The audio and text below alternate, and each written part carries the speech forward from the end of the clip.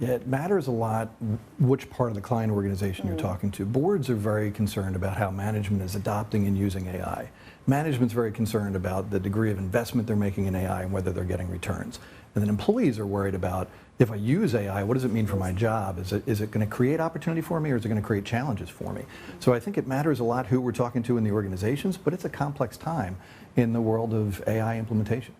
Mandy, comment on this.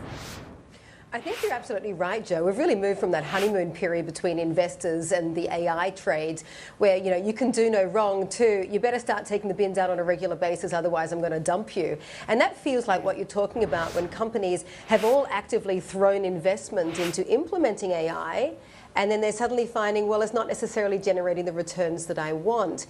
How do you change that around? What is it that you would advise your clients then to do to be able to make them generate returns? Well, Mandy, I think the biggest thing, we talk a lot about adoption, but adoption's in the outcome of a great strategy. And we've talked for the last year about proofs of concept and experimentation, and frankly, those days are over. We now have to scale the impact of AI in organizations. The good news for employees is if we scale the impact of AI for organizations, I truly believe we create and unlock growth, and we're seeing that. In some of the data that we've seen, organizations that are adopting AI faster are seeing 3x the revenue per employee of organizations that are going slower.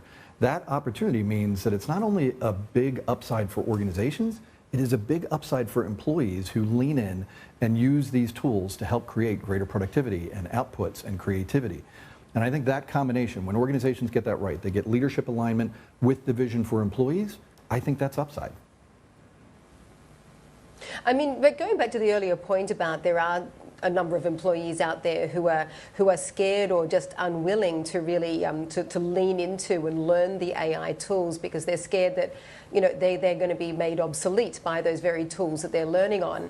Are we in a situation where the AI adoption is moving so fast that it doesn't allow people the time to get used to the dislocation in a timely manner? They can't upskill or reskill or get a new job or move up the value chain fast enough to keep their job.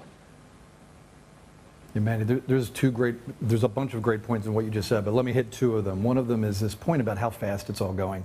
It's overwhelming to everybody. We talked about the boards and management teams and employees. The speed of technology innovation relative to the speed of organizational change, there's a mismatch. The tech is moving much more quickly than organizational change is moving. So that creates tension all by itself. But then let's go to the employees. So we do an annual hopes and fears survey. We ask more than 50,000 employees what they thought about AI. And the interesting thing is the individuals who are using AI, they were more optimistic about their productivity and creativity than the individuals who are not using AI.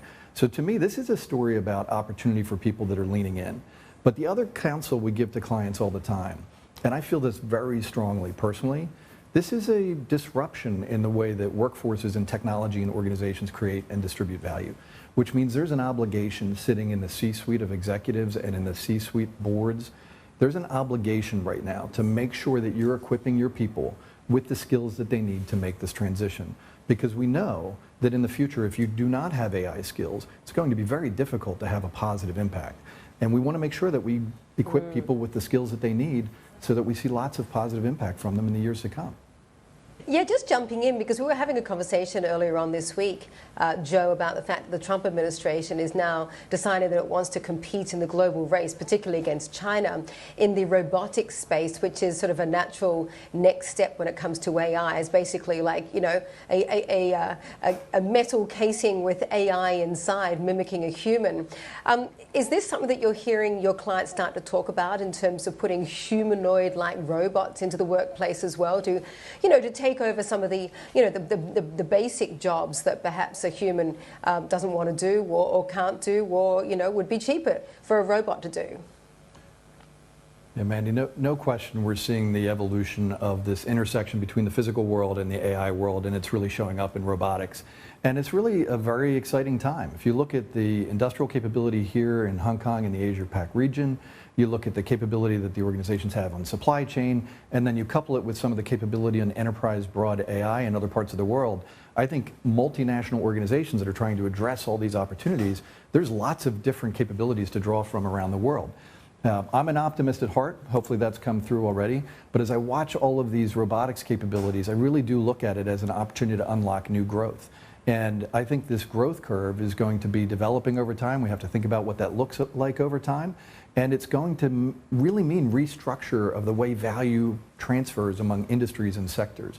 That, to me, is the management challenge of our generation. That's what C-suites and boards need to be focused on right now, is how do they navigate all of this value transition, these converging industries, this converging value, and what we call value in motion.